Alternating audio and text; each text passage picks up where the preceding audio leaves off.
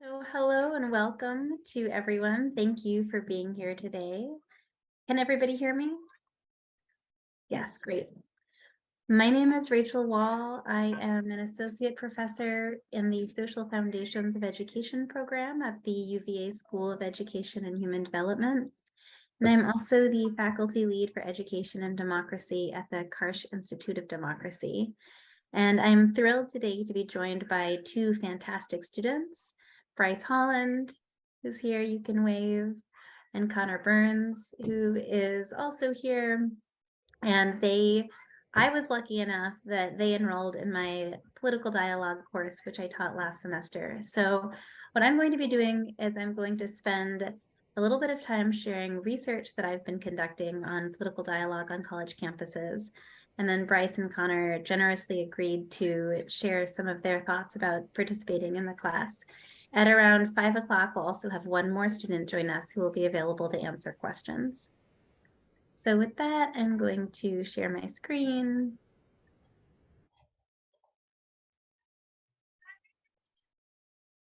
And can everybody see that screen? Yes. You can. Oh, okay, fantastic.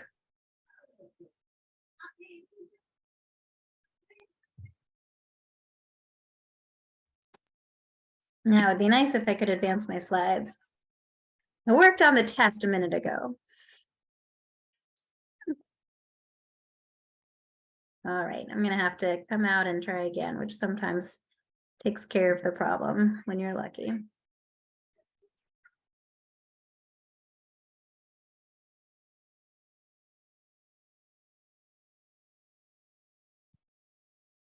All right, fantastic. Can you all see it now? Great. So, as you are probably quite aware, there's been a great deal of attention to political issues in schools and university campuses. There is significant fear on both the right and the left that the introduction of any topic deemed political will lead to brainwashing and indoctrination. This has been most obvious in the focus around what's thought of as critical race theory among pundits and commentators, as well as everyday people on the political right.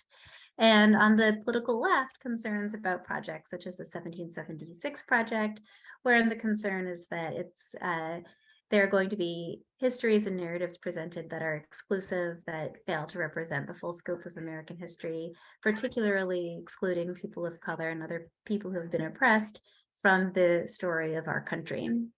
And there's a lot of historical precedent for these fights. People have been fighting over whether and how we teach the most contested issues in our public schools and our college campuses since the inception of public schooling and university education in the country.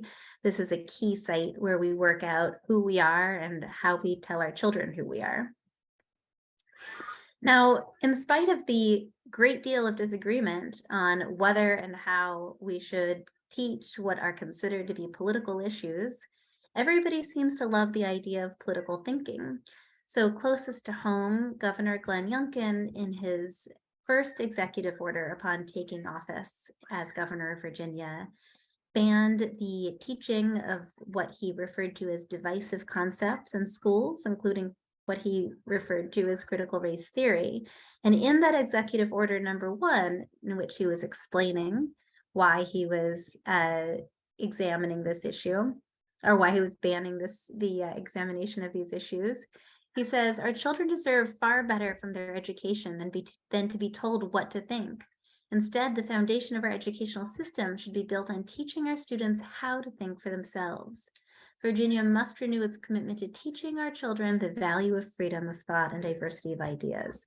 So in banning the direct address of racism as well as other exclusions in our history, the justification was essentially this idea of the importance of thinking critically.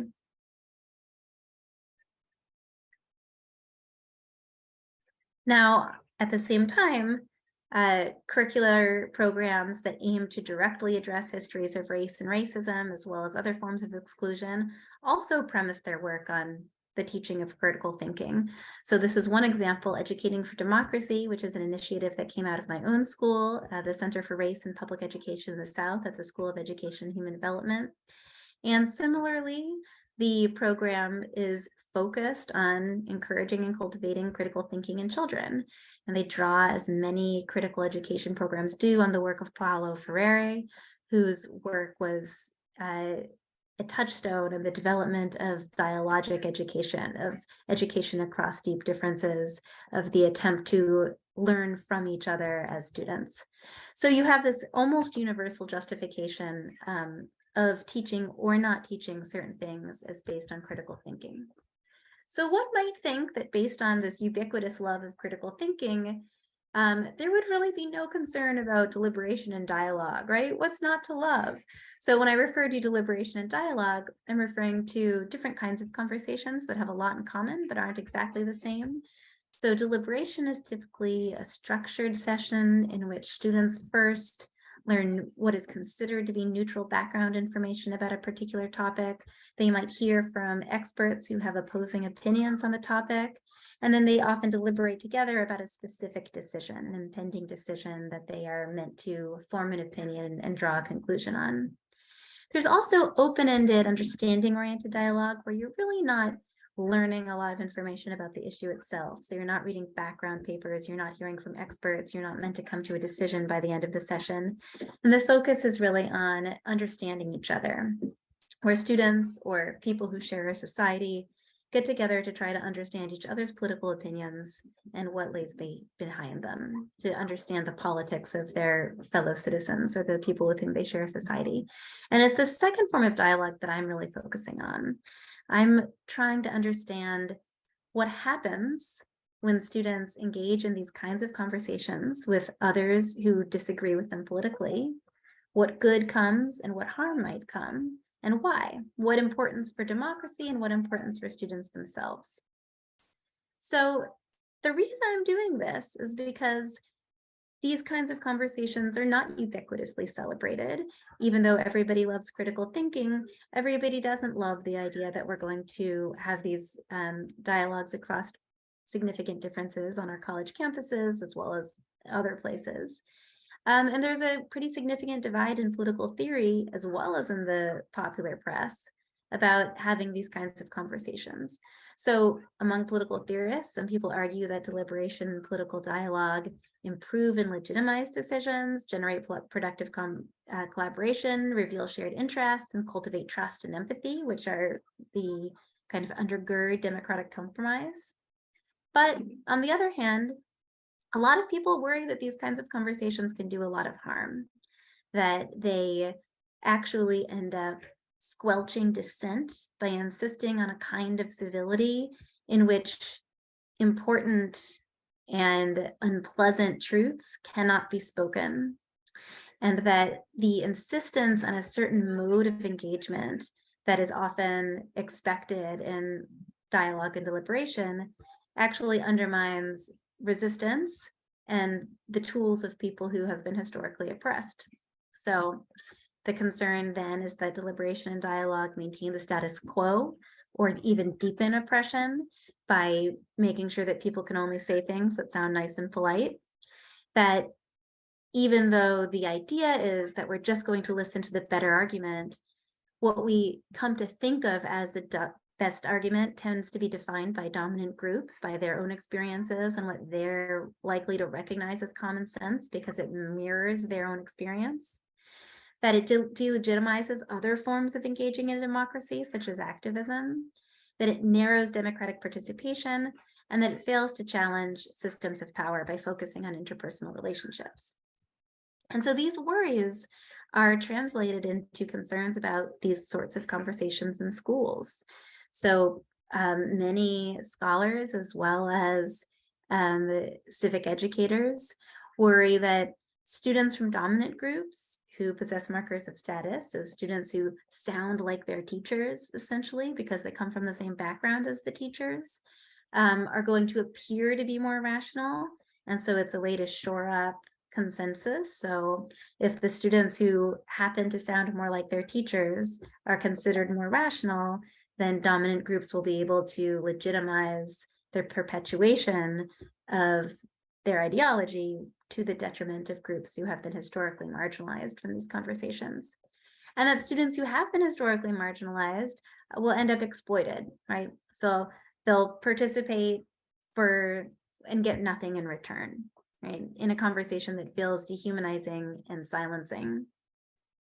And people worry that these conversations will actually end up blurring what should be really clear lines of right and wrong by diluting important impassioned commitments and making issues that are actually clear-cut seem gray. So I'm working on a book that's trying to take these concerns seriously and look at the role of political dialogue in a democracy. And I'm looking at questions such as, what is it about the contemporary period that makes exchanges across ideological fault lines so controversial? What happens when people never try to have these conversations? What is the meaning of dialogue for changes in individuals' political orientations, as well as for institutional change? And how does dialogue interact with other forms of activism? And in what ways might dialogue cause harm, and when? And in what ways might it strengthen movements for social justice? So in the book that I'm working on, I'm looking at conversations between university students, as well as conversations between police and communities. And in doing that, in order to try to tease out the difference between conversations that are meant to change relationships between citizens and conversations that are really meant to change institutions. So today, I'm just going to be focusing on part one on university students. And for this, I observed dialogues between politically opposed students on college campuses from 2017 until 2019. And I conducted interviews with 51 students in the dialogue. And then I interviewed them again in 2020. And so for the students I'll be focusing on today, that was 3 years after their dialogue experience. And I interviewed a subset of those 57, those that I could get a hold of. So first, what good is derived from this? Was there a point? Did anything good happen? And what I found most clearly is that almost ubiquitously and right away, students walked away from these conversations feeling very differently about the people on the other side of the issues. So people frequently said that they had a different sense of why somebody would vote for the opposing candidate. For example, this is Michael, a pseudonym, who's a conservative Christian student. And I asked him who he learned the most from at the dialogue. And he says, probably the girl I mentioned, who responded with the reasons why she voted for Clinton and why she was with the party she was with. I learned a lot from her. I'm a little ashamed to realize that my presuppositions were that liberals are supporting their ideas from a position of hate or social control. Obviously, I'm sure that there's people at all levels that maybe do think that way. But on the ground, I would imagine there's more people than I expected who are thinking positively and really have high ideals and aspirations. And then Alan, a secular liberal student, said, at times when I read the 3 people in my news feed that are super pro-Trump, I'm livid. I'm so mad at these people, so disgusted by these people. It's very easy for me to write on Facebook, any idiot who supports this immigration ban is a total idiot, or something like that kind of icky crap that you read on Facebook. What I really liked about this dialogue is I sat with these 4 innocent little Christian kids, and I realized they weren't very engaged with this stuff that we were trying to figure out. They certainly weren't monsters. They certainly didn't deserve to be called fascists or assholes or idiots or Nazis or whatever. I do think that that empathy is huge. I find myself defending the other side a little bit differently. Like now when I'm in my real world, these kids were all abortion. That's literally the only thing they talked about. I said, look, regardless of what we think about the immigration ban, we have to acknowledge that there are single issue voters. And for those people, if they legitimately think that Hillary was a baby killer, if that's the case, we can't really assume that they support everything Trump's doing or did. That was the good part of the dialogue. I think it was just that empathy.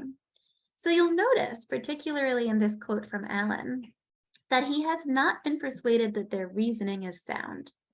He has not been persuaded to respect their choice as a choice that he could consider making. Which means that his thinking about political issues has not changed at all. What is choice, right? He has gone from seeing them as assholes or fascists or Nazis or idiots to people who have most ubiquitous change that we see with these conversations. I can see that the people who voted for a different candidate are good people, even if I don't agree with them. And that impression lasted. When I followed up with these students in 2020, it was the decency of the other side that they recalled. They often couldn't remember the arguments that students made. They often couldn't remember what they said, but they remembered they were respectful, they were kind, they liked each other.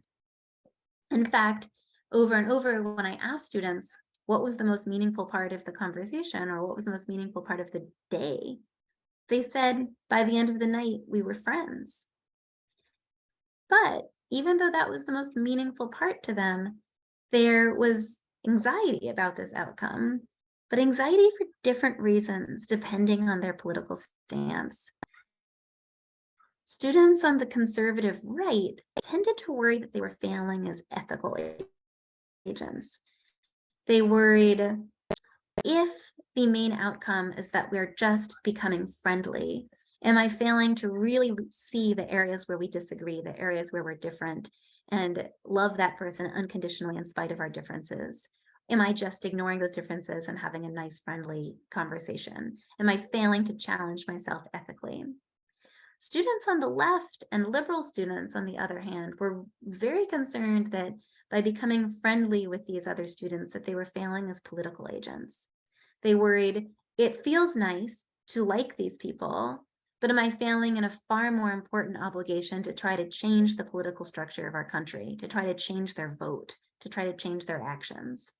And this was especially so for structurally vulnerable students. And I'll talk about that in a few moments. So that's, people do change what they think about each other, but what about changes in what people think about politics? And to speak to the concerns that many people have about these conversations, about introducing political issues into college campuses, were students brainwashed? Were they persuaded? Did elite students dominate? Did underrepresented students feel exploited? Did political commitments weaken?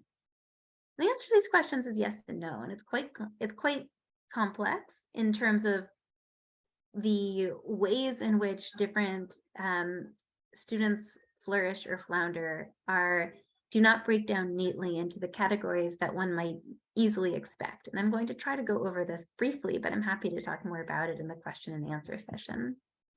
So were students brainwashed or at least persuaded? So the answer to this is no.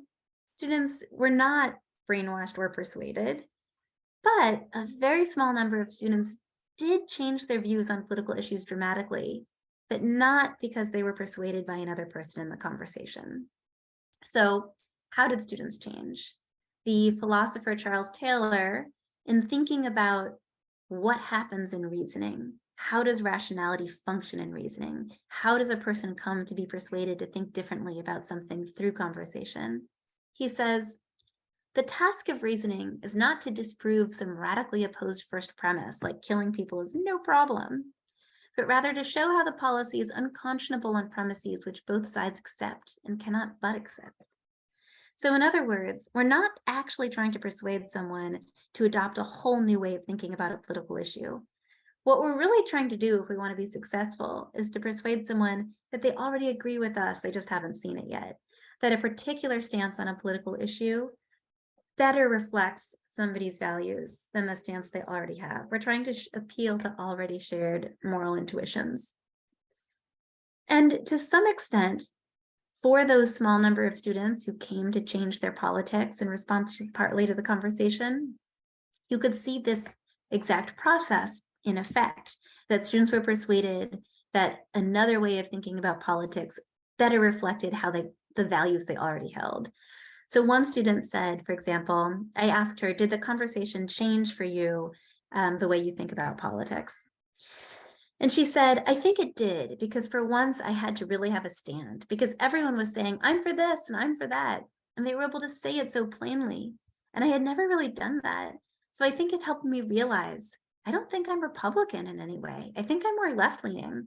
So I think I did realize that. And it was the first time I had really expressed my views on abortion in front of other Christian students. And I was like, I do not know how they're going to take this or what they're going to think of me, but I still stand by my reasoning for what I said. for why I said that. So yeah, I think it just kind of gave me a foundation to work on. I guess it was like the first step in revealing who I am or forming my own identity. And she says, I'm finally owning up my own views. Some people are like, where is this coming from?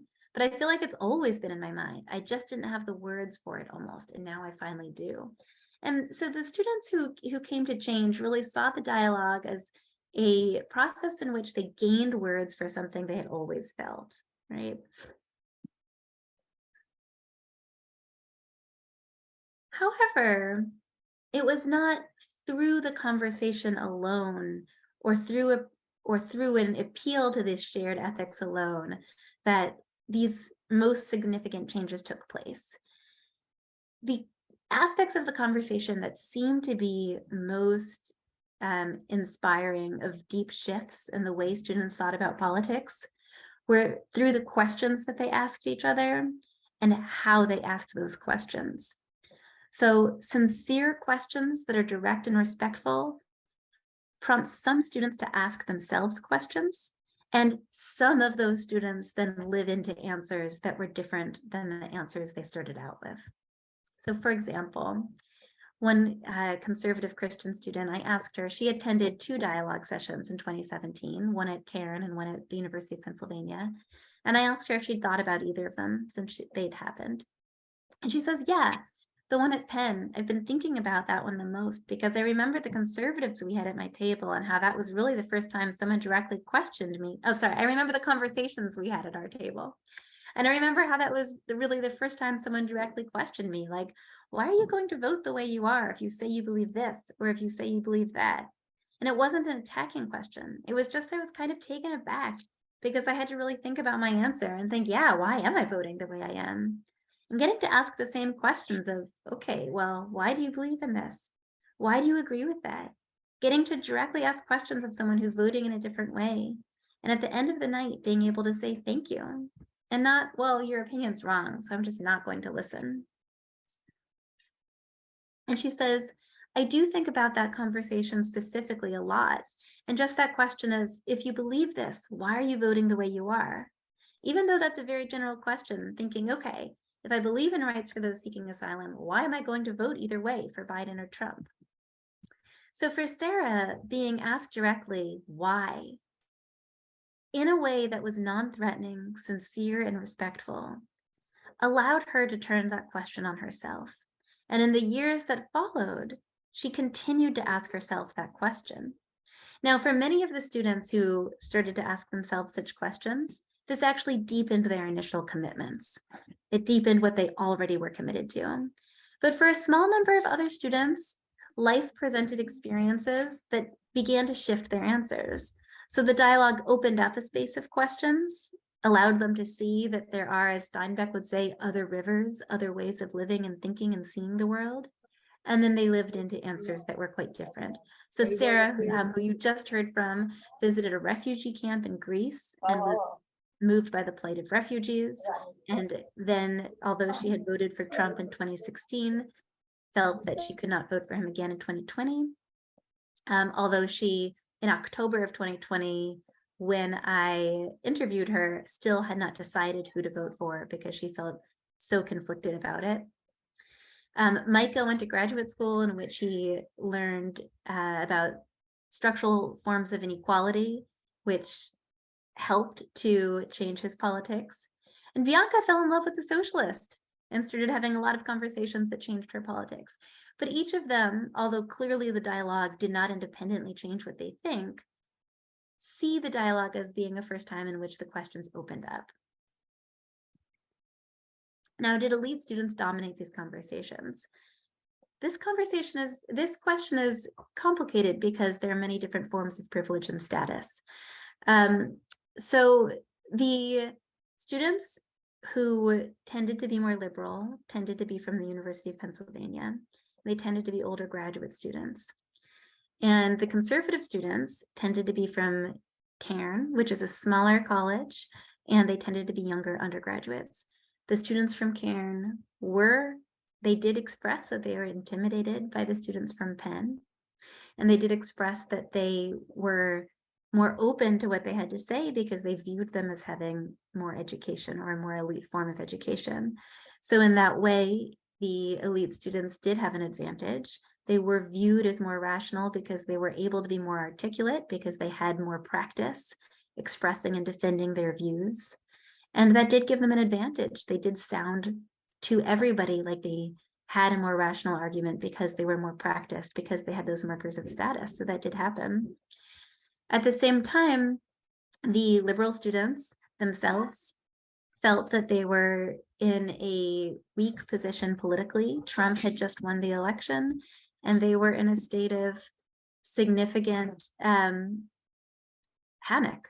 that the conservative students actually had political power. And so it is difficult to, in this case, clearly sort out how power and privilege operate when educational status and political power were on opposite sides. Did underrepresented students feel exploited? Yes, but it is important to be specific about what we mean by this. And the students who really felt that the conversation was took a lot from them without clearly giving them a lot back were students whose rights are directly contested by specific policy proposals. So it was not that any student from an underrepresented group felt this way. Many students of color flourished in these conversations and had very positive experiences. But for example, a student from a Muslim majority country whose family was threatened by Trump's quote unquote Muslim ban. Another student, a queer student who was worried about losing her marriage rights under a Trump administration. Students who had a lot to lose from specific policy proposals felt it particularly acutely the impossibility of affirming somebody's personhood without affirming their political rights, and the possibility of feeling that another person could be their friend and yet vote against them was especially absurd for students whose very personhood, very presence in the room was dependent upon a vote, a political vote. And so this was excruciating for these students. So for example, one student from the Muslim majority country said, it's tough because they made the dialogue into games, and she's referring here to the icebreakers. It allowed for a lot of giggling and trying to have fun when it was a very serious issue for some people in the room. That was hard because there were all these other questions of, this is affecting me already.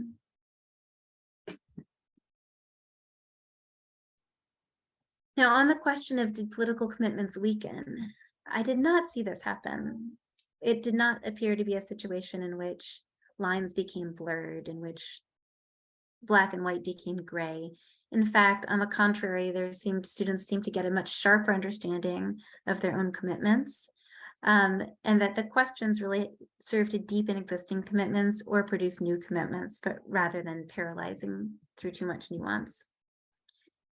So how do we walk away from this research? I see this kind of dialogue as really mirroring the vices and the virtues of democracy itself. So like democracy itself, dialogue is pretty unreliable as a mechanism to secure a particular vision of justice. So it doesn't brainwash, right? It's not a good way to get students to believe a particular thing about justice. And it also, like democracy itself, provides the possibility for the expression of minoritized views, while at the same time making that expression hardest for people who are minoritized.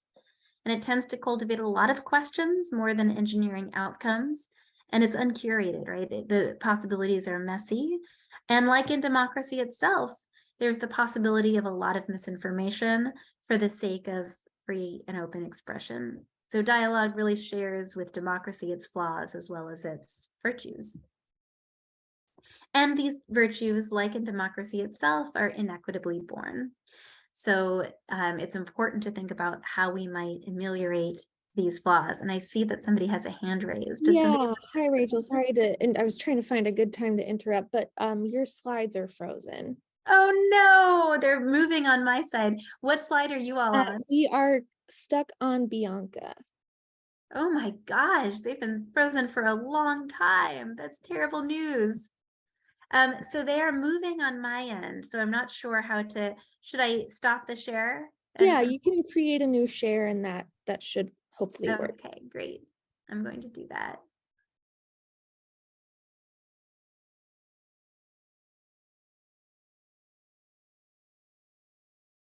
All right.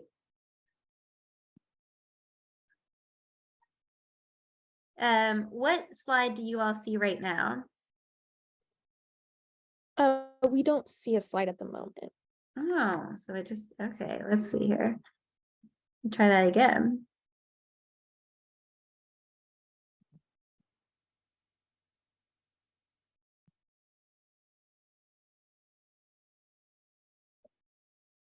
Okay, so we see it's on the did elite students dominate, but it is not in present mode yet. Yeah, it's not letting me go into present mode either. Boy, not really allowing for a lot of. All right, well maybe we'll just do it not in present mode. So you were stuck on Bianca. Boy, that was a long time ago. I am so sorry that that happened. Unfortunately, it's moving on my end, so it's hard to know how to fix it. Did you all feel like you were able to get the gist of what I was saying without the slides? Yeah. Would Yes, anyone like me to go? we're getting a lot of head shakes and thumbs ups. You are okay. I'm gonna see if I can see. Would anybody like me to go back to any points? No? Okay. If you can go back, we can just do screenshots or take pictures with our phone. Then it'd be very fast, but that would be helpful. Go back. Okay. So here's Bianca. Let's see. I don't know why this isn't letting me, but you can change slide. Yeah. Yes. Okay. And then this is a conservative student talking about how questions asked sincerely and respectfully inspired her to ask questions of herself. I'll just let you look at that if anyone wants to see that.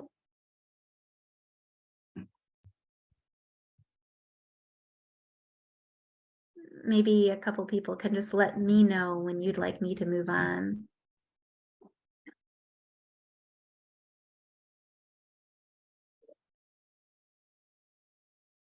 If it's possible, the slides can be posted for the group after. Sure, absolutely. And people can access it then. I'd be happy to.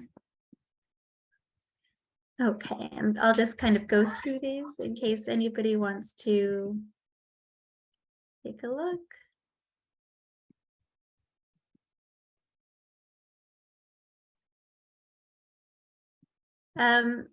So can everyone see the like democracy? Yeah, okay. So because the vices of democracy are inequitably born, it's really, really important to think of how to ameliorate those vices when they're translated into dialogue programs, especially when they're implemented at schools and colleges. And there are a couple of simple ways to ameliorate these, but I think it's important to remember that these are ameliorations, not solutions. They don't fix the problem. However, I think there are ways that we can make things a little bit better for everybody. One is to make sure that conversations about the most difficult topics are voluntary. This not only protects people who might not want to expose themselves to these conversations, but also if everyone there wants to be there, they're more likely to treat people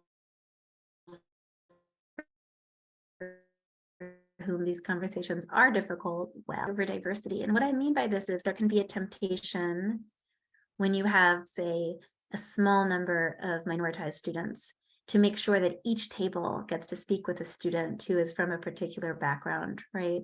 And that, I think, privileges the learning of students from dominant groups over the experience of students from minoritized groups.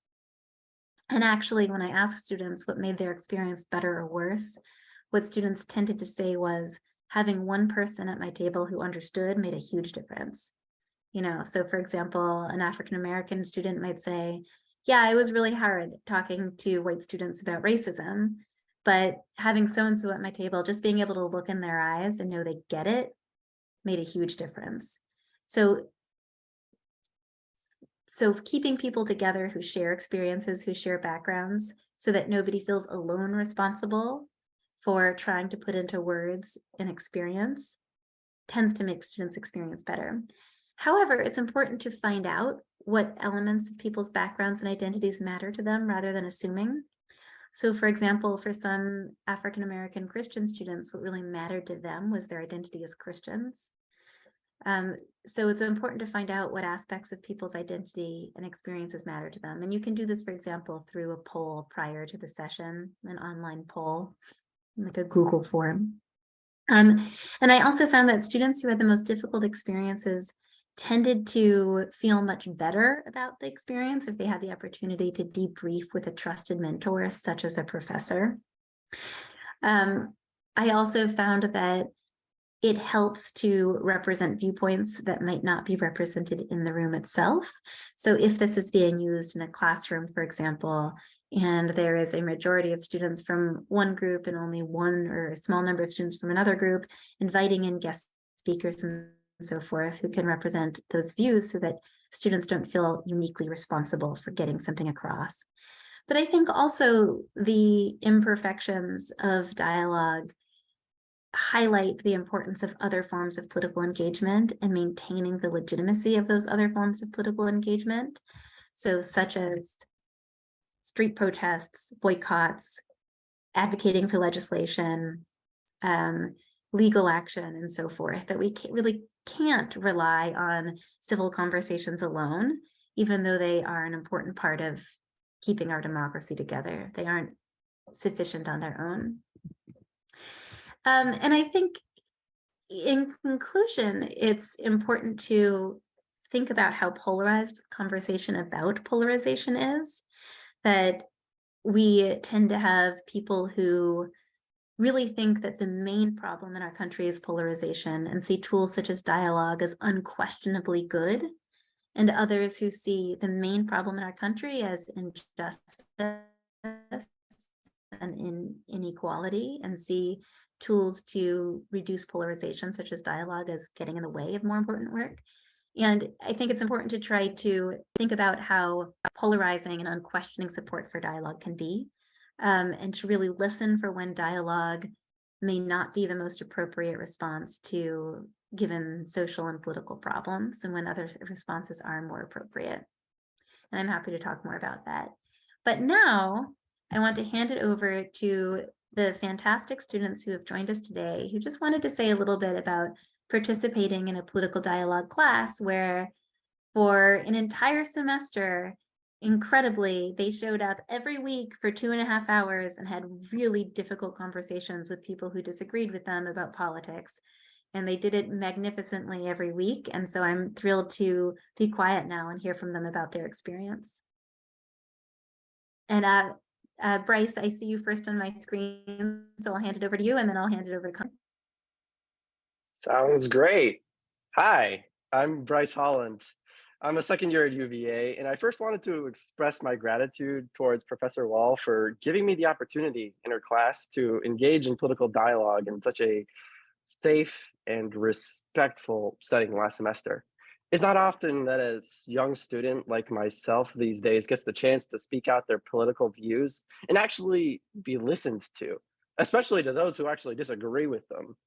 I've come to believe that many Americans today, including myself to an extent, can grow up to be politically uneducated and spend their lives completely avoiding the subject matter as a whole, with high school purposefully being apolitical and with politics not being required at college.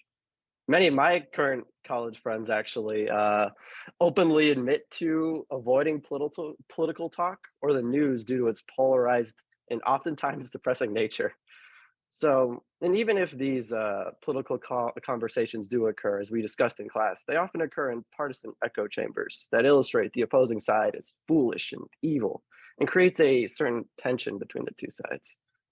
And this class, at least for me, really helped break that tension. I myself, as a somewhat non-political student, have avoided conversation with my political adversaries throughout my life due to my stereotypes of their character and values. So this class really forced me to confront those judgments. I was most surprised in this class with the discovery that, at least in principles, I found a lot of common ground with my enemies. It was comforting to know that at least we all wanted what we thought was best for America and its people. So I found that the dialogue that was most beneficial in class was not about semantics or data. It was about what America should be and what our values and our country should embrace. So I found our conversations about hypothetical scenarios of what America should be proved to me that we can all agree, at least morally, what America should look like, which honestly made me feel pretty good. And our disagreement lied mostly on how to get there, or if it was even possible. Anyway, I found understanding in our disagreement.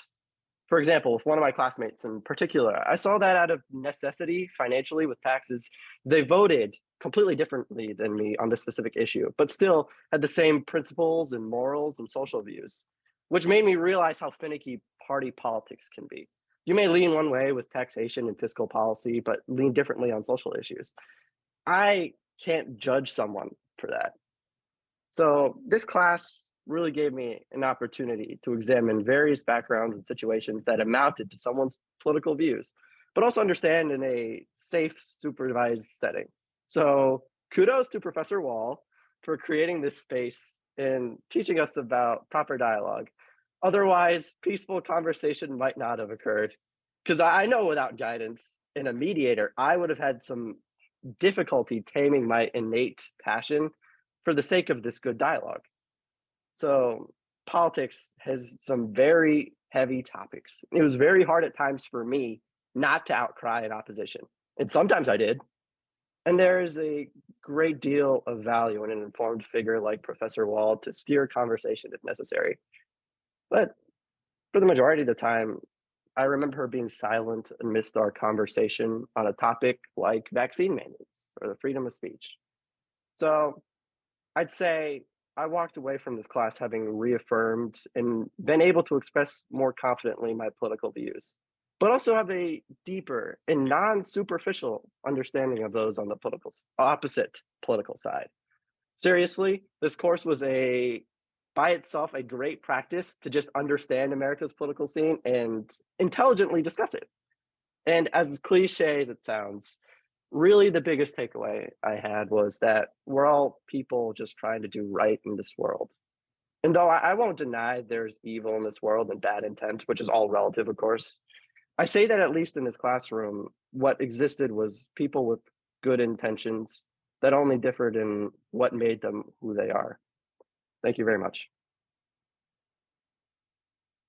That was a very generous Bryce. Thank you. Conor, please go ahead. Yeah, my name is Conor. I'm a second year and I'm a business student. So this course was very much outside of my major, but it definitely still relates to business. But I think I really enjoyed the class. I think I came away with a lot of takeaways about dialogue, I think, in terms of, especially for a younger generation and college students, I think social media has really been the way in which people have been communicating their political beliefs. And I think that it's much easier to hide behind a screen and share your beliefs than it is talking in person and actually getting into the details. And I think that when you enter a conversation, I think especially we only had 9 people in our class and a smaller group of people, I think that you're really able to get into topics. And I think there's a difference in which people are joining as I want to hear other perspectives, or I'm here to try to convert you. And I think that's something that we differentiated a lot, like through our readings, but also I could just tell through some of the conversations that we had.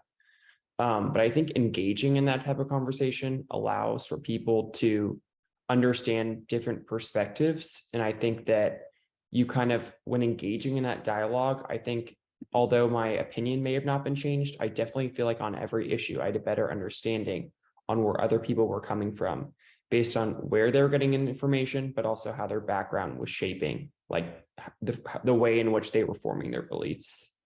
But I think another thing that was really interesting is, if you ask me how Professor Wahl was affiliated politically, I could not give you an answer after the whole semester.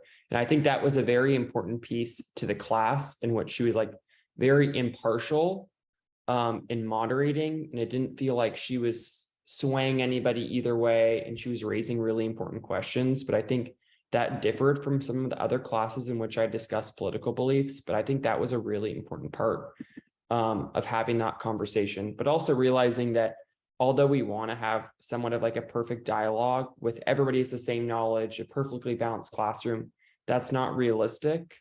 But by, I think, just being in a more intimate space with moderation and people feeling comfortable, I think it makes a big difference. But I think in the end, I think I definitely would have been I was definitely hesitant about joining the class in terms of how has this work, especially on a super liberal campus.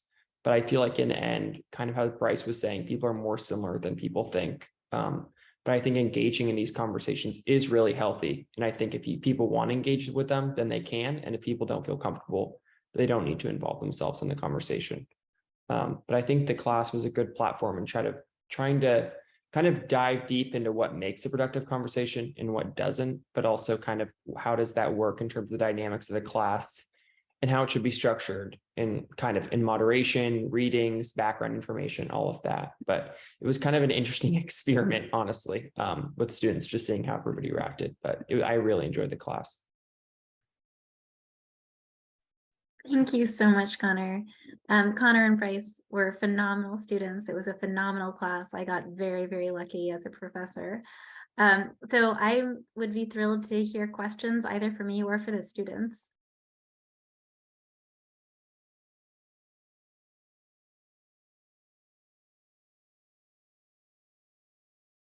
John, go ahead. Hello, can you hear me?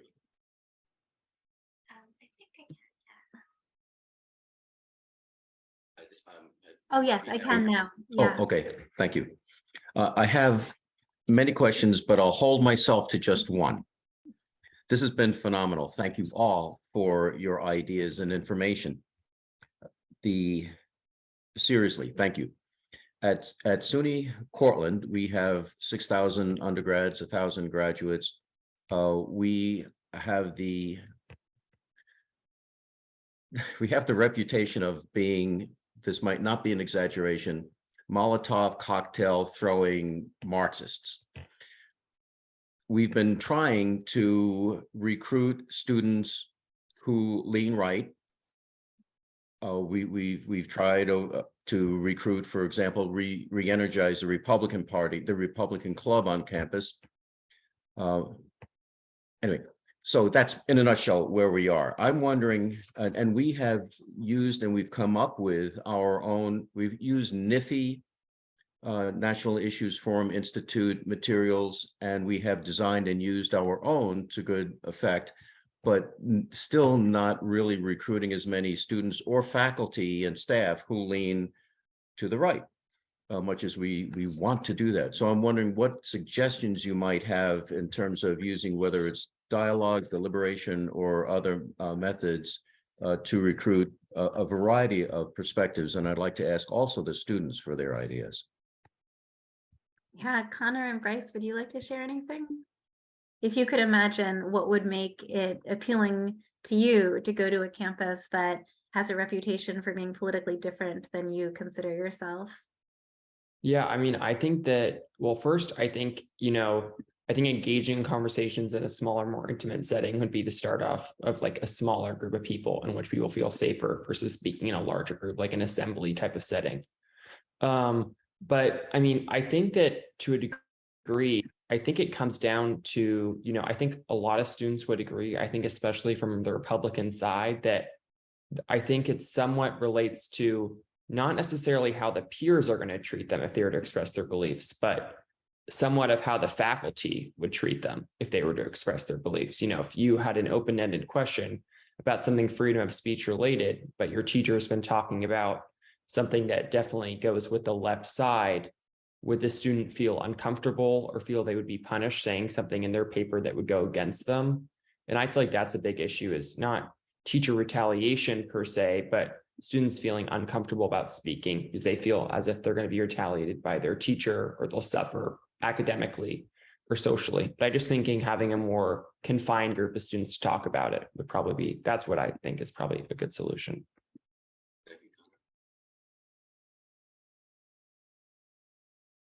Thank you, Connor. That was really helpful. Bryce, do you want to add anything? If I'm being perfectly honest, I think I have less to say on this question, probably because I would be a part of the problem. It's a very tricky question, at least from my personal experience. If I was in that situation looking for college as I did, I was looking for a college that was more dominated by my own, which is not a very helpful thing to say, I'm sure, but that was something that was important for me. So it is a very difficult thing. I apologize. I think you're pointing to two different issues. You know, one of them is how to recruit politically diverse students, and the other is how trying to create a culture that makes them want to stay. And what's difficult is that I think the recruitment is dependent upon the culture change, but the culture change is dependent on the recruitment. And so it's a hard nut to crack because they're really dependent on each other. I think that you know, as Conor is saying, having assurances that the university values and celebrates freedom of speech and ideological diversity might go a long way, so that students know that they'll be protected in classrooms, even if they're not popular among their peers for their political views. That might help, you know, if there were specific campaigns that in which, you know, people participated in sort of political conversations that celebrated a wide range of views, that got some kind of, you know, play recognition. But I think it's very difficult because changing that culture requires more people who think in diverse ways, and you know, that's dependent on getting people there who might feel uncomfortable going before that happens. So that's a very difficult question. Thank you. Yeah, Carol, please. So I have a somewhat related question. Can you hear me? Yes. Okay, thank you for this presentation and the students' comments as well. I'm with the Civic Learning and Democracy Engagement Coalition, which is sponsoring this whole forum. And one of the views that I have come to form as I have thought about the polarization in our society, the extent to which distrust is eroding our democracy, is that higher education could help, be much better able to help if in fact we were all leaning forward on the notion that we were committed to dialogue across difference, and that was going to be a feature of every institution. And if the whole campus is left-leaning or right-leaning, then we'll go and talk to people elsewhere, because most campuses are sitting in a sea of differently opinioned people. It's not that hard to find them if you look. So since these are the positions I've come to form over the last couple of years as we worked on this, and I'm struck and maybe taken aback by both students saying, just do it with a few people. The fact that it was small, it was intimate, it was voluntary, it wasn't being forced on us, we chose to do it, is running directly counter to what I think. So I thought I should bring that up and ask what you think of the notion that higher education should be leaning forward on this, even if we don't want to be forced into it. Yeah, I am. So as I said in the recommendation slide, I do think it's important that there is some voluntary nature to these conversations. I don't think that means that students need to opt in, but I do think it means that they need to be able to opt out. So the middle path is, on one hand, if you hold dialogue events that students have to sign up for, a pretty small percentage of students will take the time to do it. On the other hand, if you compel students to do it, then you are asking students to put themselves in what for some students is an extremely vulnerable place. And as I argue, the difficulties of dialogue are born inequitably. So the students who are most structurally vulnerable bear those burdens the most. And so I think compelling students to do it can is a way in which dialogue could potentially be harmful to some students. So I think the middle path is that it could be something that is expected of students at a certain point in their journey. Perhaps it's expected of all first years, perhaps it's expected of all fourth years, but there's a way to opt out if it's a conversation that you really don't think that you're in a position to have for any reason. And I think that protects the students who's opting out, but I think it also protects the students who opt in to not have to have a conversation with someone who really doesn't want to be there. So that would be my recommendation. And in terms of the small group setting, I think that there are ways in which you can create small groups within a large group. So it was fantastic. We only had 9 students. We really, I think, formed very strong, trusting relationships with each other. But I think considering the practical limitations, you can have 100 people in a room as long as there are only 5-6 students at a table. And making sure that each table is reasonably small can still be a way that you create that small group atmosphere, even without necessarily having a moderator for each of those tables. I appreciate those comments, but I noticed that both Bryce and Conor flinched when you said it should be required and people could opt out. They both went. So. No, I actually would be fine if it was required, actually. That's fine. I would be fine discussing it in class. I think it would just, for me, it depends on the way in which the teacher is approaching it is what it's coming down for me. I don't think it's necessarily, if we were to get into a conversation, that would be fine. I just think it'd be in the way in which, however the subject matter would, it would be the way the teacher approached it and how, if they were inserting their opinion. I just think it, for me, would just come down to the moderator or the teacher. If it was required, that'd be fine. I think it would just be, yeah, I just think it'd be the moderation or the teacher. Thank you. Thank you. The whole experience, actually, at least for me, was something I had to also ease into. I came into this class not really wanting to hash out, as I said, and confront the judgments that I made about the opposing side. And having experienced it over time, I began to realize that my judgment was actually far more simplistic than the reality, which eased me in and made me a lot more curious to actually sit here and want to listen to this person that I thought poor things about a couple of weeks earlier, if that's helpful. It is. Thank you. Carolyn has just joined us, and she was another one of my students, and it looks like she wants to say something, so I just wanted to give her a moment to do so. Thank you for being here, Carolyn. Hey guys. I just wanted to say one thing about, I think it worked beautifully on like a small scale, because I think the big thing is that like you had buy-in from all 9 students. You know, who's to say if you have a required 4th year seminar that all 100 people are going to want to be there? Because I feel like the buy-in is important because you're asking people, you know, to put themselves in a vulnerable position and say how they really feel, especially like in a time where, you know, cancel culture is real. You know, that's kind of why we're here. And I think it's definitely asking a lot to put students like on the spot like that. So I think like a couple of things would have to happen in order to replicate this, you know, to make it scalable.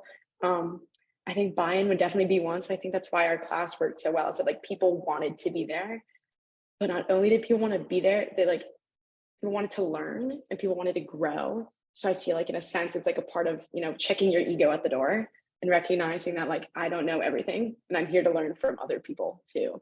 And then the second part that I think is interesting, and shout out to Professor Wahl, I think it was just like a great professor who could she created a safe environment. You could be unsafe in the safe environment and put yourself out there and be vulnerable, you know, and subject yourself, you know, to what everyone else thought. So I think that, you know, I think that'd be asking a lot, but I think Professor Wahl did awesome. So, you know, if you could get a professor to do that, and kind of like Conor was saying, like, you know, it's kind of how they approach it, where I felt like Professor Wahl, like, you know, didn't judge you on the content exactly of what you're saying. Because I came in there, you know, I feel like I didn't know too much about, you know, politics or anything. So I think it's all about the approach. So if you just replicate what Professor Wahl did, I think that'd be really great. Thank you, Carolyn. I also will say that I had the easiest job that anyone has ever had in an education setting. I mean, these students were just phenomenal. All 9 of them were phenomenal. So it was a really easy lift for me. And that's not always the case. Russ, I saw your hand, and then Lisa.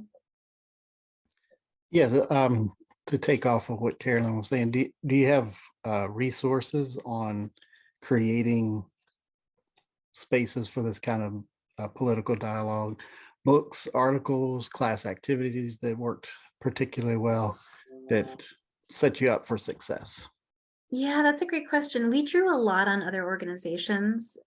So I haven't produced my own resources at all, but we used the resources, for example, that Braver Angels has produced, and we had a trainer from Braver Angels come in and do a workshop with the class. We also used the resources that the One America movement has produced that also does a lot of depolarizing dialogue. And another person here, John Suarez, mentioned Nifty. So there are a range of dialogue organizations out there who produce really fantastic resources in terms of both curricular guides, as well as handouts for students, as well as advice about norm setting and questions to ask. And so I don't have any of my own, but I borrowed from national organizations a lot.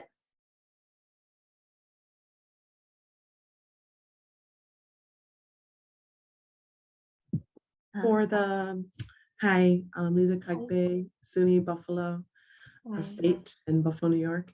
You mentioned about the setting up for like 100 students and 9 at a table each, and having the facilitator potentially not being at the table. How would you guide the conversation in a sense, like to make sure that it's going in the right direction? If there isn't somebody at the table, I want if you could spell that out a little bit more. That's a great question. And I will say that I think if you have the resources, the people power, it's better to have some real small groups.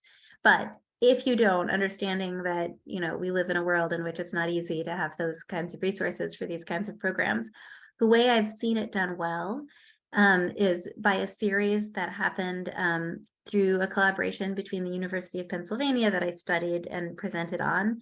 And what they did is they had a room, say it was 100 people, and let's say there were, so at some of these dialogues, there were 10 people per table. That was too many. When I interviewed those students, they really felt like they weren't able to have conversations that really led to the kind of trust that was necessary. 4 people at a table was much, much better. Probably 6 would be okay.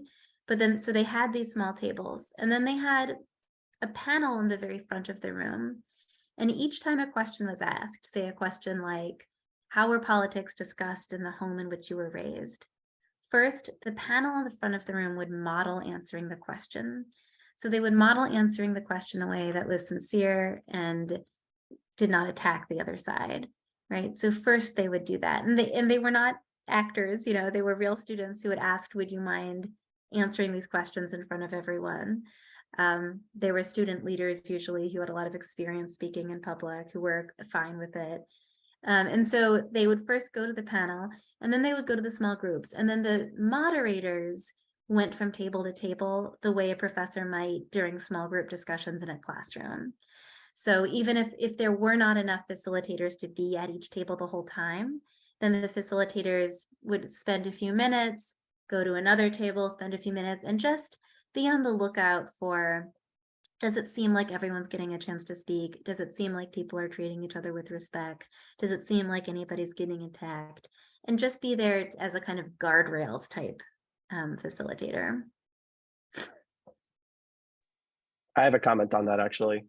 I don't know if Carolyn or Conor will agree with me on this, but I'd say after week 3, our political dialogue as a class was self-sufficient. After learning the respecting other people in the conversations and getting to this nice setting of we're all people with our own backgrounds, and we grew curious instead of how I started off being, I had animosity, you know. So after week 3, I'd say, I think Professor Wahl was largely silent during our conversations, and It was very respectful, and it was very, I didn't say very tangential. I think we did have some tangential conversations, but it was all in pursuit of understanding each other's differing perspectives, which was all very fruitful. So I'd like to say, I don't even think the facilitator was needed after we learned how to properly have the dialogue.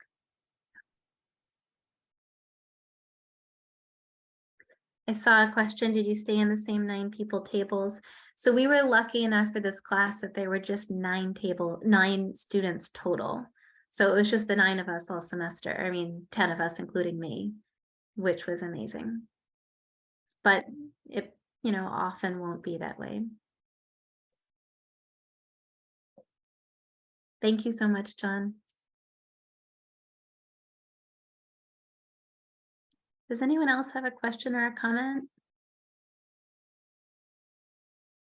I realize that we're 5 minutes over, so I really want to sincerely thank first my students, Conor, Bryce, and Carolyn, for being phenomenal all semester and for being here today and sharing such thoughtful reflections. I also want to thank Carol Schneider and Martha Cantor for organizing these planning and action forums, which are so important, and I appreciate getting the chance to participate. And I know that we're continuing, it's tomorrow at 2 p.m., is that correct? The Planning and Action Forum will continue tomorrow at 2 p.m. and I hope that everybody continues to tune in. Was there anything that you wanted to say, Carol or Martha, to close us out? Just thank you. This was absolutely terrific. Thank you to the students for coming, and we hope the students will tune in again tomorrow because your voices are so needed in these conversations. So thank you. Agreed. And I would just say, the more we can draw from the strategies that really resonate with the students to learn more and grow more and become more deeply understanding of their and others' positions, I think this does have a chance to be scaled. I'm not sure how, but I look forward to your book coming out. And I think the comment about, what are the guideposts to, what are the strategies? How can we use that? I think there is a lot of need for faculty development in this. So I appreciate the students and thank you so much, Rachel. Thank you so much. Have a wonderful evening, everybody.